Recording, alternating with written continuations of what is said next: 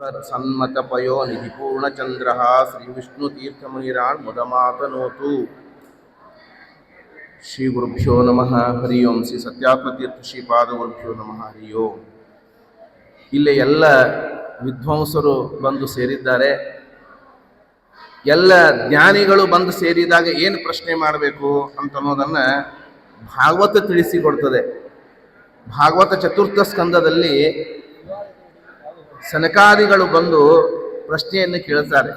ಬಂದವರಿಗೆ ಪ್ರಶ್ನೆ ಕೇಳ್ತಾನೆ ರಾಜ ಪೃಥು ಚಕ್ರವರ್ತಿ. ಕೇಳಿರಿ, ಪೃಥು ಚಕ್ರವರ್ತಿಯ ಬಗ್ಗೆ ಪ್ರಶ್ನೆ ಕೇಳ್ತಾನೆ. ಅವರು ದೊಡ್ಡ ಯಜ್ಞವನ್ನು ಮಾಡ್ತಾ ಇರ್ತಾನೆ. ಯಜ್ಞ ಮಾಡುವ ಸಂದರ್ಭದಲ್ಲಿ ಅವರು ಬರ್ತಾರೆ ದೀಕ್ಷಾ ತಗೊಂಡಾಗ. ಅವ್ರಿಗೆ ಏನು ಮಾಡಬೇಕು, ಉಪಚಾರ, ಅರ್ಘ್ಯ, ಪಾದ್ಯ, ಆಚಮನ ಎಲ್ಲವನ್ನ ಮಾಡಿದ ಮೇಲೆ ಆರಾಮಿದ್ದೀರಿ ಅಂತ ಕೇಳ್ತೀವಿ ನಾವು ನೀವು ಎಲ್ಲ. ಮೊದ್ಲು ಭೇಟಿ ಆದ್ಮೇಲೆ ಏನು ಕೇಳ್ತೀವಿ ಹೇಳ್ರಿ? ಎಲ್ಲರೂ ಭೇಟಿ ಆಗೋದೇ ವರ್ಷಕ್ಕೊಮ್ಮೆ ವಿಷ್ಣು ತೀರ್ಥದ ಆರಾಧನೆಗೆ. ಆರಾಮಿದ್ದೀರಾ ಅಂತ ಪ್ರಶ್ನೆ ಕೇಳ್ತೀವಿ. ಅವ ಅಂತಾನೆ ಹಿಂಗೆ ಕೇಳಬಾರ್ದು ಅಂತಾನ. ಪೃಥ್ವಿ ಚಕ್ರವರ್ತಿಯ ಮಾತು, ಭವತ್ಸು ಕುಶಲ ಪ್ರಶ್ನ ಆತ್ಮಾರಾಮೇಶು ನೇಷ್ಯತೆ, ಕುಶಲ ಅಕುಶಲ ಯತ್ರ ನಸಂತಿ ಮತಿವೃತ್ತಯ. ಆರಾಮಿದ್ದೀವಿ ಇವೆಲ್ಲ ಕೇಳಬಾರ್ದು ಅಂತಾನೆ. ಯಾಕಂದ್ರೆ ಯಾರು ಆತ್ಮಾರಾಮರು ಅಂದ್ರೆ, ಆತ್ಮ ಅಂದ್ರೆ ಪರಮಾತ್ಮನಲ್ಲೇ ರಮಣವನ್ನು ಮಾಡ್ತಕ್ಕಂತಹ ಜ್ಞಾನಿಗಳಿಗೆ ಅವ್ರು ಆರಾಮಿದ್ದೇ ಇರ್ತಾರೆ. ಆರಾಮಿದ್ದೀರಿ ಅಂತ ಏನು ಕೇಳುದು? ಯಾರಿಗೆ ವಿಷಯಗಳ ಕಡೆ ಬಹಳ ಅಪೇಕ್ಷೆ ಇದ್ದವ್ರಿಗೆ ದುಃಖ ಬಹಳ ಇರ್ತದೆ.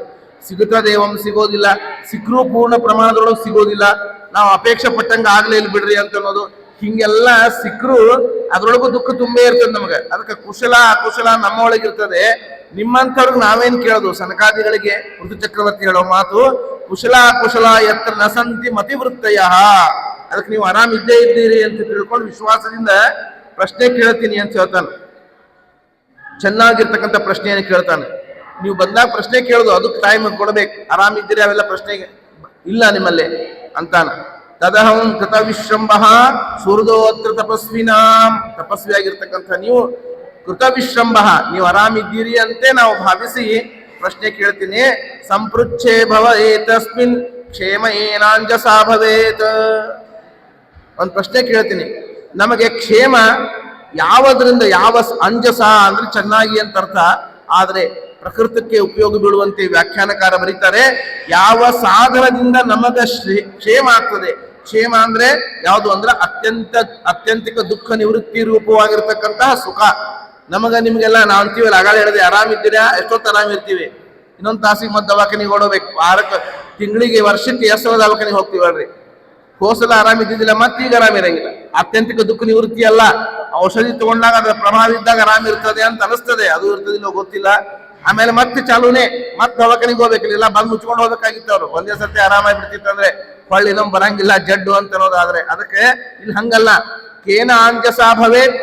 ಕ್ಷೇಮ ಯಾವ ಸಾಧನದಿಂದ. ಕ್ಷೇಮ ಅಂದ್ರೆ ಏನು? ಅತ್ಯಂತಿಕ ದುಃಖ ನಿವೃತ್ತಿ. ಇನ್ನೊಮ್ಮೆ ಹೊಳ್ಳಿ ಸಂಸಾರ ರೂಪವಾದ ದುಃಖ ಬರಂಗಿಲ್ಲ. ಅಂತ ಕ್ಷೇಮ ಯಾವುದರಿಂದ ಆಗ್ತದೆ ಅದನ್ನ ಹೇಳ್ರಿ ಅಂತ ಕೇಳ್ತಾನೆ. ನೋಡ್ರಿ, ಹಿಂಗ್ ಕೇಳ್ಬೇಕು.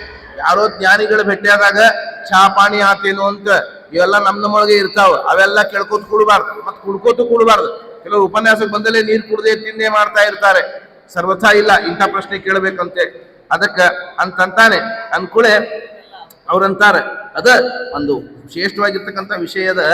ಆದ್ರೆ ಅವರು ಅಂತಾರ ರಾಜನಿಗೆ, ಏನ್ ನೀನು ಎಂಥ ಉತ್ತಮ ಇದ್ದೀನಿ. ಯಾಕಂದ್ರೆ ಸಾಧು ಪೃಷ್ಠ ಮಹಾರಾಜ ಸರ್ವಭೂತ ಹಿತಾತ್ಮನ ಭವತಾ ವಿದುಷಾ ಚಾಪಿ ಸಾಧೂನಾಂ ಗತಿರೀದೃಶಿ.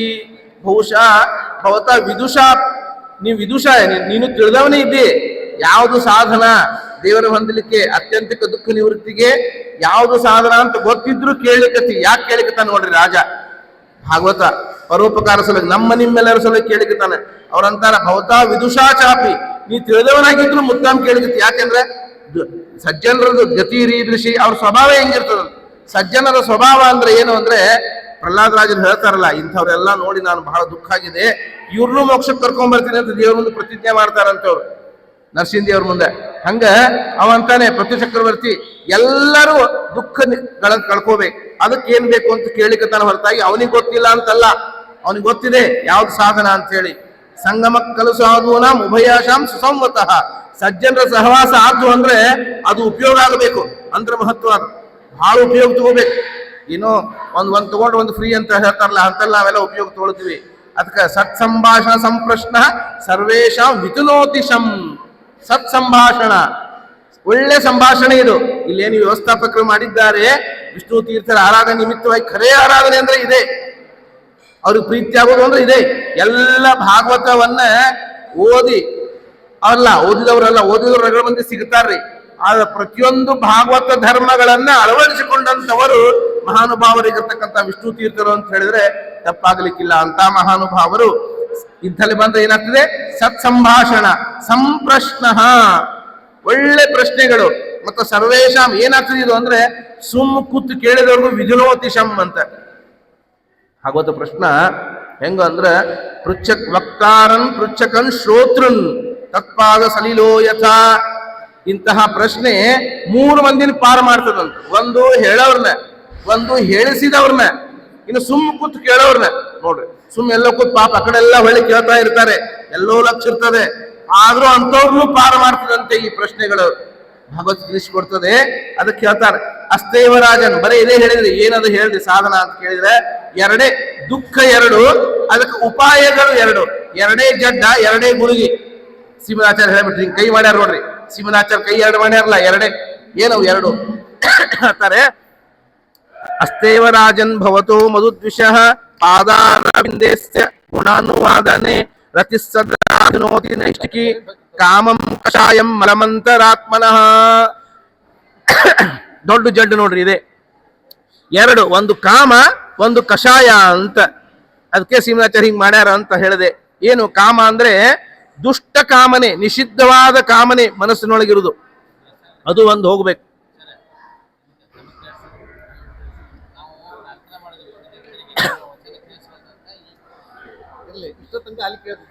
ಆಗ್ಲಿ ಅವಶ್ಯ ಸಮಯ ಇರಂಗಿಲ್ಲ ಕಾಯಿಲೆ. ಕಾಮಂ ಕಾಮಂ ಕಷಾಯಂ ಮಲಮಂತರಾತ್ಮನಃ. ಕಾಮ ಅಂದ್ರೆ ದುಷ್ಟ ಕಾಮನೆ, ನಿಷಿದ್ಧವಾದ ಕಾಮನೆ ಒಂದು ಜಡ್ಡು. ಇಂದು ಕಷಾಯ ಅಂದ್ರೆ ಶುಂಠಿ ಕಷಾಯ ಕುಡಿತೀವಲ್ಲ ಅದಲ್ಲ. ಅದಕ್ಕೆ ಶ್ರೀಮದಾಚಾರ್ಯ ಹೇಳ್ತಾರೆ ಕಷಣೇನ ಗಚ್ಚತಿ ಇತಿ ಕಷಾಯ ಪಾಪಂ ತದ ಉಭಯಮೇವ ಮಲಂ ಅಂತ ಹೇಳಿದ್ರು. ಹಾಗಾಗಿ ಮನಸ್ಸಿನ ಹೊಲಸು ಹೋಗ್ತದಲ್ಲ, ಎದರಿಂದ ಹೋಗ್ತದೆ? ಹರಿನಾಮ ಸ್ಮರಣ ರೂಪವಾದ ಪ್ರಾಯಶ್ಚಿತ್ತದಿಂದ ಹೋಗ್ತದೆ ಅಂತಾರೆ. ಅದು ಕಷಾಯ ಅಂತ ಕರೀತಾರೆ. ಕಷಣೇನ ಗಚ್ಚತಿ, ಕಷ್ಟದಿಂದ ಹೋಗ್ತದೆ.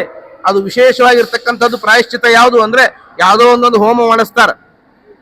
ಎಲ್ಲಕ್ಕಿಂತ ಶ್ರೇಷ್ಠವಾದದ್ದು ಉಪಾಯ ಅಂದ್ರೆ ಅಖಂಡ ಪರಮಾತ್ಮನ ಸ್ಮರಣೆ, ಎಲ್ಲ ಪಾಪಗಳಿಗೂ ಪ್ರಾಯಶ್ಚಿತ ಅಂತ ತೀಸ್ಕೊಟ್ರು ಶ್ರೀಮದಾಚಾರ್ಯರು.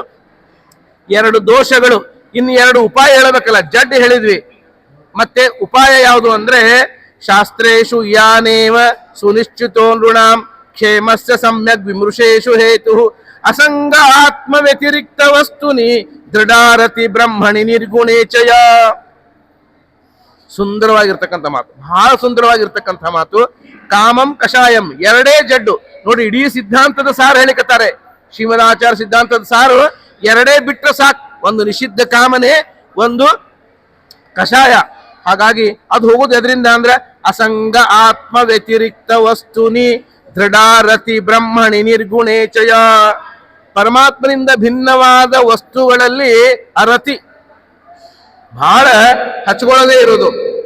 ಅರತಿ ಅಂದ್ರೆ ಏನು? ಎಲ್ಲಾರು ಎತ್ತಿ ಹೊರಗೆ ಒಯ್ದು ಒಗಿಬೇಕಾ? ಹೆಂಡತಿ ಮಕ್ಕಳು ಮನೆ ಇರ್ತ ಸಾಮಾನು ಅಲ್ಲ, ಬಹಳ ಅಟ್ಯಾಚ್ಮೆಂಟ್ ಇರಬಾರ್ದು ಅಂತ ಅರ್ಥ. ಎಲ್ಲಾರ ಮಧ್ಯದಲ್ಲಿ ಅವೆಲ್ಲ ಇದ್ರೂ ಕೂಡ ಮನಸ್ಸು ಮಾತ್ರ ಪರಮಾತ್ಮನ ಇರ್ಬೇಕು. ಒಂದು ದೃಷ್ಟಾಂತ ಹೇಳ್ತೀನಿ, ಎಕ್ಸಾಂಪಲ್. ಟೈಪ್ ಹೊಡಿತಿರ್ತಾರ, ಚಲೋ ಹಟ್ಟಿ ಹೊಡಿತೀವಿ. ಈ ಟೈಪ್ ಹೊಡಿದ್ ಹೋಗ್ಯಾವ ಅನ್ನಿಸ್ತದೆ ಈಗೆಲ್ಲ, ಮೊಬೈಲ್ ಬಂದಾಗಿಂದ.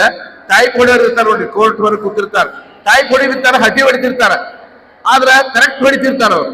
ನೋಡಿ ಹಂಗಿದ್ದಂಗ ನಮ್ಗೆ ವಿಶೇಷವಾಗಿರ್ತಕ್ಕ ಎಲ್ಲಾರ ಮಧ್ಯದಲ್ಲಿ ಇದ್ರೂ ಕೂಡ ಮನಸ್ಸು ಮಾತ್ರ ಪರಮಾತ್ಮ ಇರಬೇಕು. ನೆರೆದಿಹ ಬಹು ಜನರೋಳಿದ್ದರು ನಿನ್ನಲಿ ಪಾಂಡುರಂಗ, ಮನಸ್ಥಿರ ಬಿಡು ನಿನ್ನಲಿ ಪಾಂಡುರಂಗ, ಪರಿಪರಿ ಕೆಲಸವು ನಿನ್ನ ಮಹಾಪೂಜೆ, ನಿರುತವೆನಗೆ ಕೊಡೋ ಪಾಂಡುರಂಗ. ನೆರೆ ನಂಬಿದ ದಾಸರು ಹೇಳಿದಂತೆ ಎಲ್ಲಾ ಪದಾರ್ಥಗಳ ಮಧ್ಯದಲ್ಲಿದ್ರೂ ಕೂಡ ಅಟ್ಯಾಚ್ಮೆಂಟ್ ಇಟ್ಕೋಬೇಡ ಅಂತ ಅರ್ಜುನನಿಗೂ ಇದೇ ಹೇಳಿದ್ದು ಕೃಷ್ಣ ಪರಮಾತ್ಮ. ಹಾಗಾಗಿ ಅದನ್ನು ಹೇಳ್ತಾ ಇದ್ದಾರೆ, ಅಸಂಗ ಆತ್ಮ ವ್ಯತಿರಿಕ್ತ ವಸ್ತುನಿ. ಆತ್ಮ ವ್ಯತಿರಿಕ್ತ ಅಂದ್ರೆ ಒಂದು ಸೂಕ್ಷ್ಮ ಇದೆ, ಆತ್ಮ ಅತಿರಿಕ್ತ ಅನ್ಬೇಕಾಗಿತ್ತು. ಅತಿರಿಕ್ತ ಅಂದ್ರೆ ಪರಮಾತ್ಮನಿಂದ ಭಿನ್ನವಾದ ವಸ್ತುಗಳು ಅಂತ ಅರ್ಥ ಬರ್ತಿತ್ತು. ಆದ್ರೆ ವ್ಯತಿರಿಕ್ತ ಅಂದ್ರೆ ಅತಿರಿಕ್ತ ಅನ್ಲಾರ್ದೇನೆ. ಅತಿರಿಕ್ತ ಅಂದ್ರೆ ಏನ್ ಹೇಳ್ರಿ, ಪ್ರತಿಮಾಗಳು, ಶಾಲಿಗ್ರಾಮಾದಿಗಳು, ಗುಪ್ಪಿಚಂದನ, ಮುದ್ರೆ, ಥಾಲಿ, ತೀರ್ಸೌಟ, ದೇವರ ವಿಷಯಕ್ಕೆ ಬಳಸ್ತೀವಿ, ದೇವರ ಪ್ರತೀಕೆಗಳು ಎಲ್ಲ ಅವೆಲ್ಲ ದೇವರಿಂದ ಭಿನ್ನನೆ. ಶಾಲಿಗ್ರಾಮನೇ ದೇವರ ಅಲ್ಲ, ಪ್ರತಿಮೆನೇ ದೇವರ ಅಲ್ಲ. ಮತ್ತೆ ಅವೆಲ್ಲ ಹೊರಗೆ ಬರ್ಬೇಕಾಗ್ತಿತ್ತು ಅತಿರಿಕ್ತ ಅಂತ ಇಟ್ಟಿದ್ರೆ. ಅದಕ್ಕೆ ವೇದವ್ಯಾಸ ದೇವರು ವ್ಯತಿರಿಕ್ತ ಅಂದ್ರು. ಅಂದ್ರೆ ಪರಮಾತ್ಮನಿಗೆ ವಿರುದ್ಧವಾದ ವಸ್ತುಗಳಿಂದ ದೂರಿರ್ರಿ, ಹುಷಾರ್. ಟಿವಿ ಇರ್ಲಿ ಮನ್ಯಾಗ, ಅಟ್ಯಾಚ್ಮೆಂಟ್ ಬೇಡ. ಎಲ್ಲ ಇರ್ಲಿ, ಅಟ್ಯಾಚ್ಮೆಂಟ್ ಇಟ್ಕೋಬೇಡ.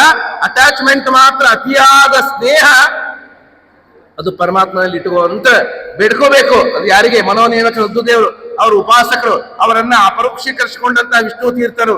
ಹಾಗಾಗಿ ಮನಸ್ಸು ಅಲ್ಲಿ ಹೋಗ್ಬೇಕು. ಅಸಂಗ ಆತ್ಮ ವ್ಯತಿರಿಕ್ತ ವಸ್ತುನಿ ದೃಢ ರತಿ ಬ್ರಹ್ಮಣಿ ನಿರ್ಗುಣೇಚಯ.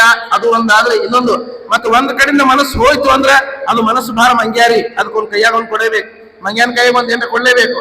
ಹಂಗ ಮನಸ್ಸಿನ ಕೈಯಾಗ ಅಸಂಗ ಕೊಟ್ಟು ಏನ್ ಕೊಡ್ಬೇಕು? ಯಾವ ಸಂಘ ಕೊಡ್ಬೇಕು ಅಂದ್ರೆ ದೃಢಾರತಿ ಬ್ರಹ್ಮಣಿ ನಿರ್ಗುಣೇಚಯ. ಆ ನಿರ್ಗುಣನಾದ ಆ ಮೂರು ಪ್ರಾಕೃತಿಕ ಗುಣ ರಹಿತನಾಗಿರ್ತಕ್ಕಂಥ ಪರಮಾತ್ಮನಲ್ಲಿ ರತಿ, ಅತಿಯಾದ ಅಟ್ಯಾಚ್ಮೆಂಟ್. ಪ್ರಹ್ಲಾದರಾಜರಂಗ ಅವ್ನ ನಾಮಸ್ಮರಣೆ ಮಾಡಿದ್ರೆ ಕೊಂದು ಬಿಡ್ತೀನಿ ಅಂತಂದ್ರೂ ಬಿಡ್ಲಿಲ್ಲ. ಆ ಅಟ್ಯಾಚ್ಮೆಂಟ್ ಪರಮಾತ್ಮನಲ್ಲಿ ಬರಬೇಕು. ಇವೆರಡು ಆದ್ರೆ ಕಾಮಂ ಕಷಾಯಂ ಎರಡು ಹೋಗ್ತವೆ ಅಂತ ಶ್ರೀಮದಾಚಾರ್ಯರು ತಿಳಿಸ್ಕೊಟ್ಟಂತೆ ಎರಡು ಕೈ ಮಾಡ್ಯಾರ ಅಂತ ಅನ್ನೋ ಅಭಿಪ್ರಾಯದಿಂದ ಇಂತಹ ಗುಣಗಳ ಅಳವಡಿಸಿಕೊಂಡಂತವರು ಮಹಾನುಭಾವರು ನಮ್ಮ ವಿಷ್ಣು ತೀರ್ಥರಾದ್ದರಿಂದ ಅವರಲ್ಲೇ ನಾವು ಪ್ರಾರ್ಥನಾ ಮಾಡ್ಕೋಬೇಕು ಈ ವಿಷಯವನ್ನ. ನಮ್ಗೆ ಅಸಂಗ ಆತ್ಮ ವ್ಯತಿರಿಕ್ತ ವಸ್ತುನಿ ದೃಢ ರತಿ ಬ್ರಹ್ಮಣು ನಿರ್ಗುಣೇಚ ಇವೆರಡು ಕೊಟ್ಟರೆ ಸಾಕು, ಅತ್ಯಂತಿಕ ದುಃಖ ನಿವೃತ್ತಿ ರೂಪವಾಗಿರ್ತಕ್ಕಂಥ ಮೋಕ್ಷ ನಮಗಾಗ್ಲಿಕ್ಕುಂಟು ಅಂತ ಹೇಳಿ ಪ್ರಾರ್ಥನೆ ಮಾಡ್ತಾ ಇಲ್ಲಿ ಅವಕಾಶ ಕೊಟ್ಟಂತಹ ಆತ್ಮೀಯರಾದ ಪಂಡಿತರಾದ ಶ್ರೀಕರಾಚಾರ್ಯರಿಗೆ ಅನಂತ ಧನ್ಯವಾದಗಳನ್ನ, ಅನಂತ ವಂದನೆಗಳನ್ನ ಸಲ್ಲಿಸ್ತಾ ಎರಡು ಮಾತನ್ನ ಶ್ರೀಕೃಷ್ಣಾರ್ಪಣಮಸ್ತು. ಹರೇ ನಮಃ.